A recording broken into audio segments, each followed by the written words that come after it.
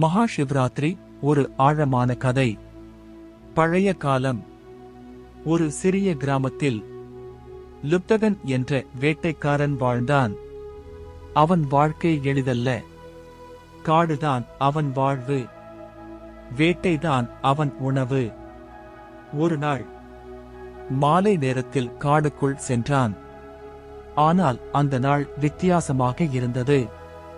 இருள் சீக்கிரம் இறங்கியது. காட்டில் மிருகங்களின் சத்தம் அதிகரித்தது. அவன் மனதில் பயம். தன்னை காப்பாற்ற ஒரு உயரமான மரத்தில் ஏறினான். அது ஒரு வில்வ மரம்.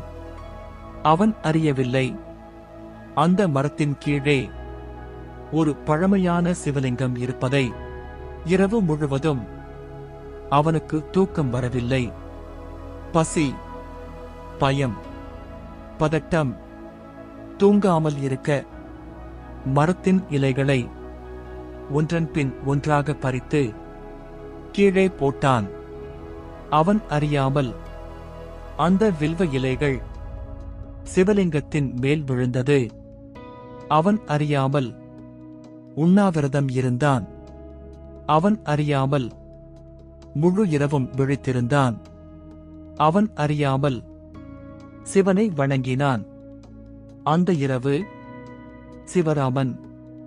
விடியற்காலை காட்டில் ஒரு மென்மையான ஒளி பரவியது. அவன் முன் ஒரு தெய்வீக உருவம். அது சிவபெருமான்.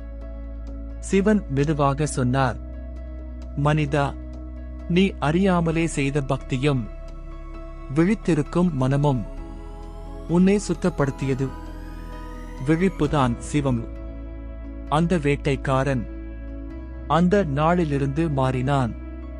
அவன் மனம் கருணையால் நிரம்பியது. அவன் வாழ்க்கை புதிய ஒளி கண்டது. இந்த கதையின் உண்மை, சிவராமன் என்பது ஒரு இரவு விழித்திருப்பது மட்டும் அல்ல. அது உள்ளே இருக்கும் இருளை அறிந்து ஒளியாக மாற்றும் தருணம். ஓம் நமசிவாய என்று மனதில் ஜபிக்கும்போது அறியாமை கரையும். அதுவே சிவம். ஓம் நமசிவாய.